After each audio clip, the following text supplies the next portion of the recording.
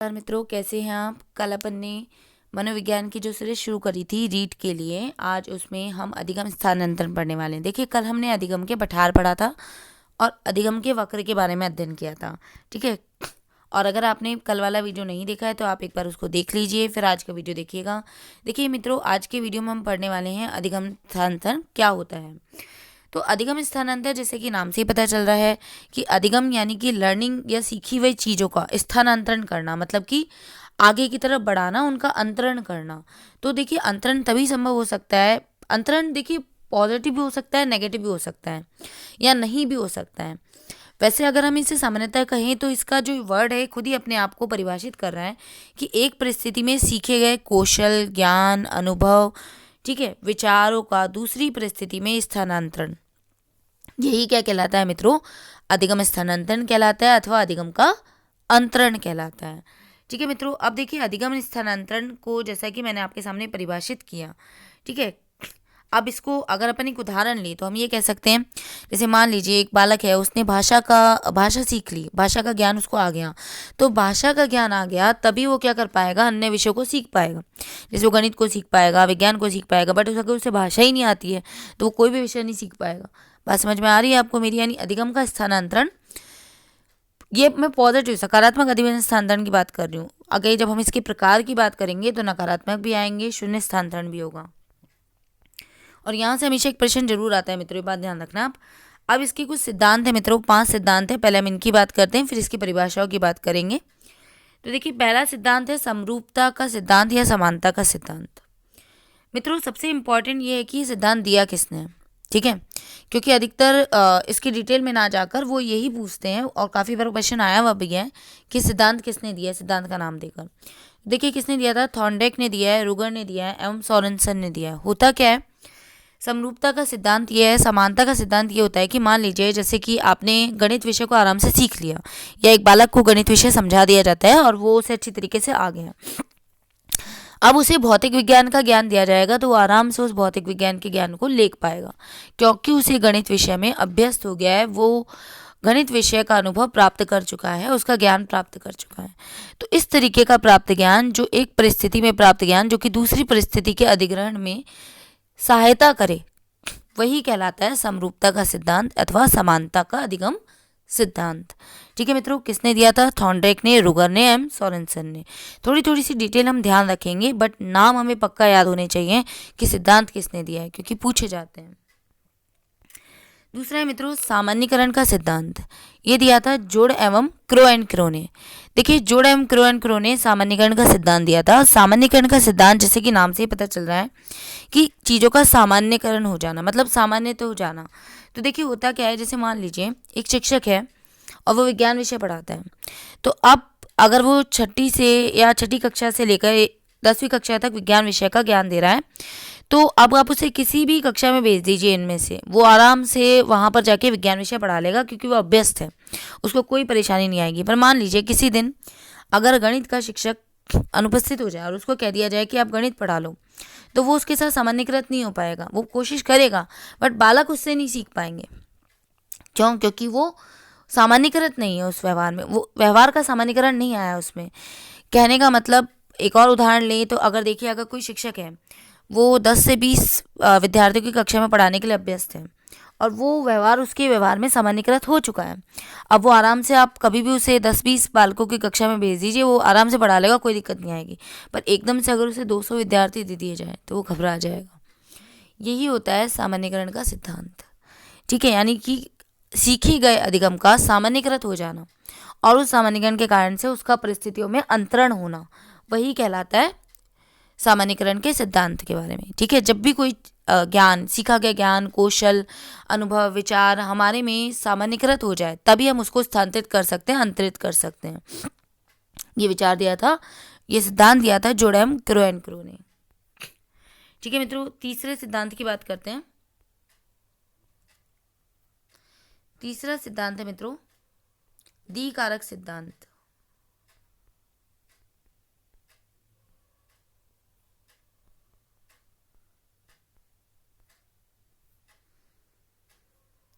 देखिए, दी कारक का सिद्धांत जो है वो दिया था स्पियर्समैन ने।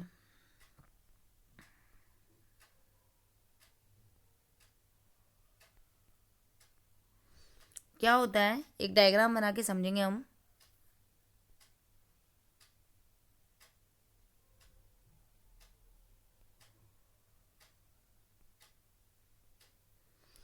देखिए, दो तरीके के द्विकारक का मतलब होता है दो, ठीक है। द्विकारक सिद्धांत दो कारकों के सिद्धांत है। दो कारक होते हैं, एक तो होता है विशिष्ट कारक और एक होता है सामान्य कारक। ये मैंने लिखा है एस, एस यानी स्पेशल, स्पेशल यानी विशिष्ट, और जी यानी होता है जनरलाइज यानी सामान्य। तो देखिए मित्रों, विशिष्ट एवं सामान्य सिद्धांत भी कहा जाता है। सिद्धांत का नाम ध्यान रखना, द्विकारक सिद्धांत भी कहा जाता है या विशिष्ट एवं सामान्य सिद्धांत भी कहा जाता है। विशिष्ट चीज वो होती है जब हम कोई चीज सीख रहे होते हैं, यानी सीखते समय,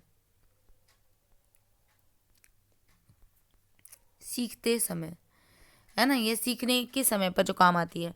और सामान्य वो होता है जब सीखे गए व्यवहार का अंतरण। देखिए, जब भी कोई चीज़ हम सीख रहे होते हैं तो वो हमारे लिए विशिष्ट होती है। जब हम कोई चीज़ सीख चुके होते हैं, वो हमारे व्यवहार में आ जाती है, तो वो कहलाती है सामान्यकृत। मान लीजिए, पहली बार जब हमने कभी कक्षा में चक्रवर्ती ब्याज पढ़ा था, तो वो हमारे लिए विशिष्ट था, पहली बार नाम सुना उसका। लेकिन जब हम उसको सीख चुके हैं तो वो सामान्य हो चुका है, वो हमारे व्यवहार में आ चुका है, तो वो कहलाता है सामान्यीकरण का सिद्धांत। इस तरीके से दो तरीके के सिद्धांत हैं। विशिष्ट, दो तरीके के कारक होते हैं सीखते समय। अधिगम स्थानांतरण में दो कारकों का महत्वपूर्ण स्थान होता है, विशिष्ट कारक एवं सामान्य कारक। तो इसीलिए इसे कहा जाता है द्विकारक, यानी दो कारकों का सिद्धांत। विशिष्ट कारक कौन से होते हैं? जो पहली बार सामने आए, सीखते समय सामने आए।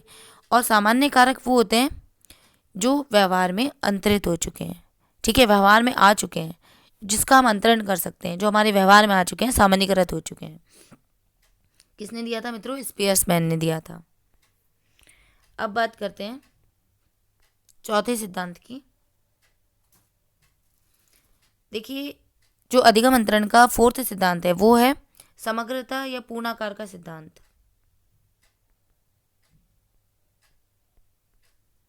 समग्रता एवं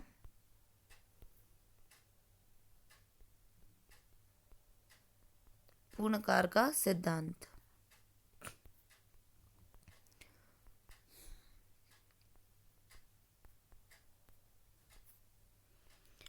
मित्रों, ये जो सिद्धांत है ये दिया था वोल्फगैंग कॉलर ने। आपने बीएड में कॉलर की थ्योरी पढ़ी होगी, और आगे जब हम अधिगम के सिद्धांत पढ़ेंगे, आगे अधिगम की बात करेंगे, वहाँ पर भी हम इसे डिटेल में पढ़ेंगे कि वोल्फगैंग कॉलर ने क्या कहा था इसके बारे में। देखिए, अंतर्दृष्टि का एक सिद्धांत दिया था जिसे हम आगे पढ़ेंगे। अभी यहाँ पर हम समग्रता और पूर्णाकार वर्ड की बात करते हैं। समग्रता और पूर्णाकार का मतलब होता है किसी चीज का एक साथ इकट्ठा होके आना, ठीक है। वोल्फगैंग कॉलर ने एक विचार दिया। उन्होंने कहा कोई भी अधिगम तभी स्थानांतरित हो पाता है जब वो समग्र तरीके से किसी के व्यवहार में आ जाए, अर्थात कोई ज्ञान, कोई कौशल, कोई अभियोग्यता, कोई अनुभव जब आप पूरी तरीके से सीख लेते हैं, जब वो पूरी तरीके से आपके व्यवहार में आ जाता है, जब वो आप सामान्यकृत हो जाते हैं उसके लिए, जब आप सीख चुके हैं, तभी आप उसे आगे की तरफ अंतरित कर सकते हैं। क्योंकि उस समय जब वो आप पूरा उसे सीख चुकेंगे तो आपके दिमाग में एक अंतर्दृष्टि आएगी, एक सूझ आएगी। देखिए, कॉलर ने ये जो प्रयोग था सुल्तान नामक चिंपैंजी पे किया था। उन्होंने इसे अलग अलग परिस्थितियों में रखा।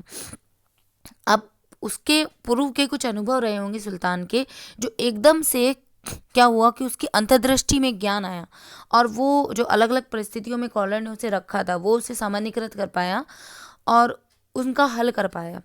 इसी तरीके से, जैसे कहते हैं ना, एक हिंदी में भी मुहावरा होता है, लोकोक्ति है, अधर जल खगरी छलकत जाए। यानी कि आधा ज्ञान जो होता है वो छलकता है, लेकिन पूरा भरा हुआ जो ज्ञान होता है ना, यानी कि जो पूर्ण ज्ञान होता है, वही आगे की तरफ अंतरित हो पाता है। तो कहने का मतलब ये है, समग्रता एवं पूर्णाकार का सिद्धांत ये कहता है कोई भी ज्ञान जो अंतरित होता है वो तभी अंतरण हो पाता है, उसका अंतर्दृष्टि सूझ में वो तभी आ पाता है जब वो समग्रता या पूर्णाकार में होता है, यानी जब वो पूरी तरीके से प्राप्त कर लिया जाता है। ठीक है मित्रों, तो ये था समग्रता एवं पूर्णाकार का सिद्धांत। अब हम बात करते हैं फिफ्थ सिद्धांत की। पांचवा सिद्धांत और आखिरी सिद्धांत है मित्रों, ये है मूल अभिज्ञान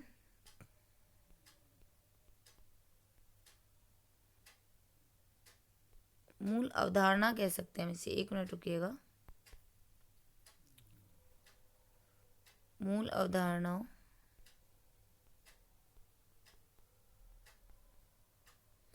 के अभिज्ञान का सिद्धांत।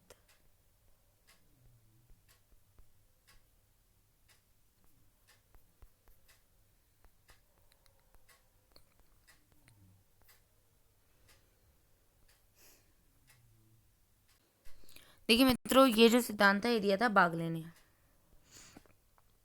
एक मिनट, बागले,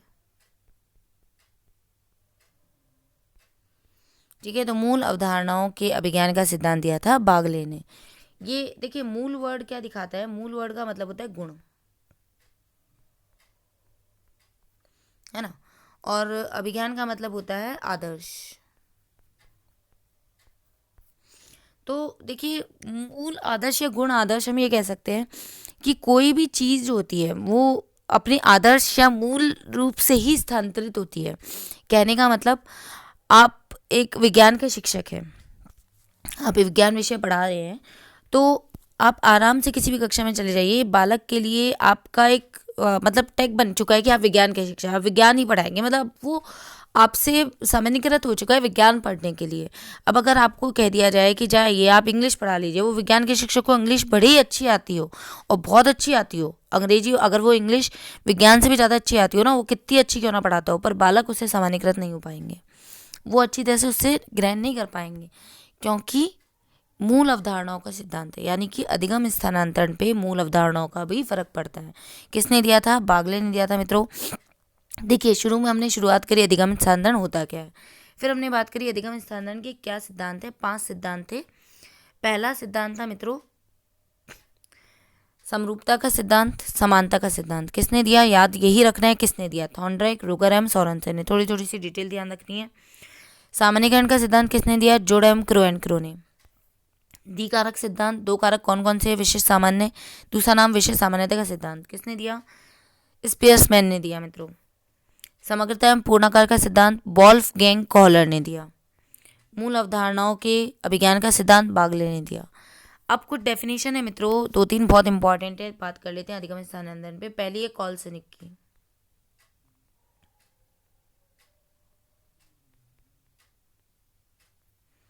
देखिए कॉलसनिक ने क्या कहा था, कॉलसनिक ने कहा अवधारणाओं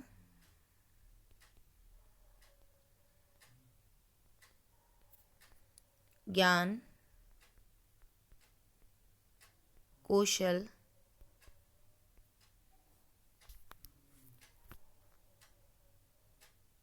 एक मिनट, थोड़ा सा इसे शिफ्ट करते हैं।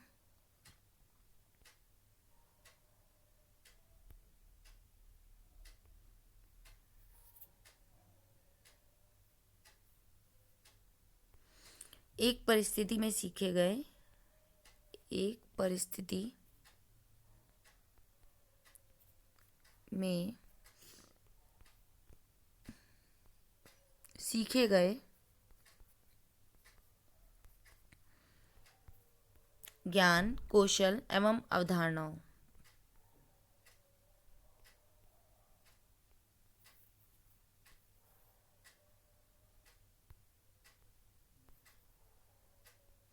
ठीक है मित्रों, एक परिस्थिति में सीखे गए ज्ञान कौशल एवं अवधारणाओं का दूसरी परिस्थिति में उपयोग, दूसरी परिस्थिति में उपयोग।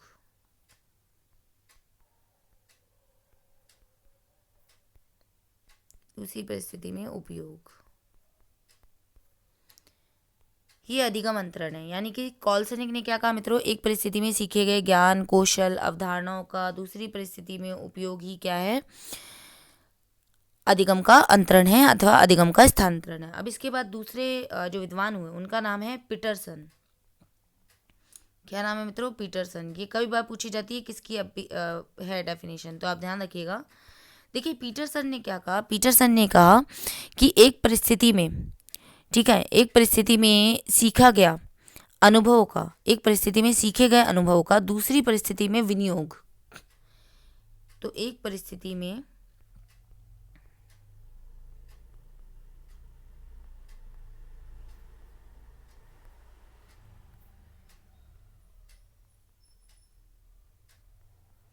सीखे गए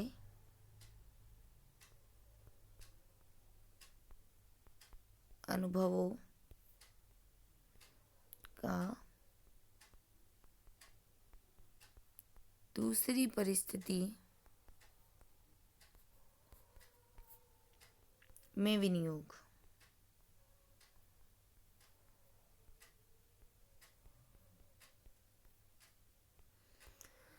तो पीटरसन ने क्या कहा, अधिगम का अंतरण क्या है? एक परिस्थिति में सीखे गए अनुभवों का दूसरी परिस्थिति में विनियोग ही मित्रों क्या है?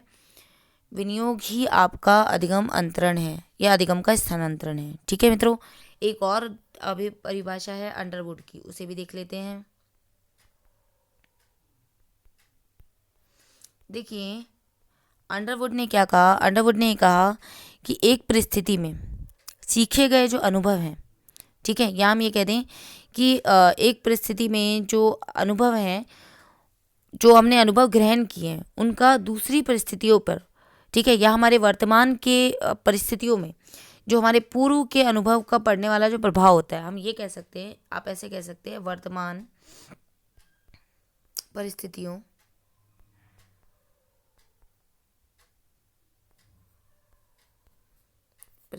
पर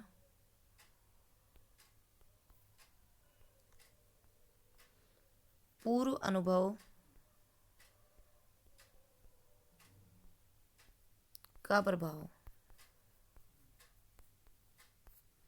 ही अधिगम अंतरण है।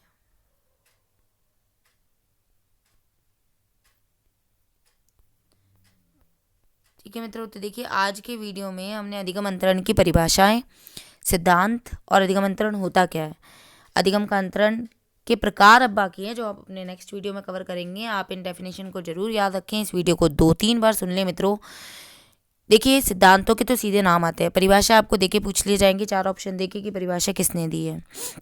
कुछ कुछ वर्ड है जिनसे आप ध्यान रख सकते हो। कॉलसनिंग में आप देख रहे हो ज्ञान कौशल अवधारणा आ रही है, पीटरसन में विनियोग वर्ड आया है, और अगर आप अंडरवुड की बात करें तो वहाँ वर्तमान और पूर्व के परिस्थितियों को बात करके फिर परिभाषा दी गई है।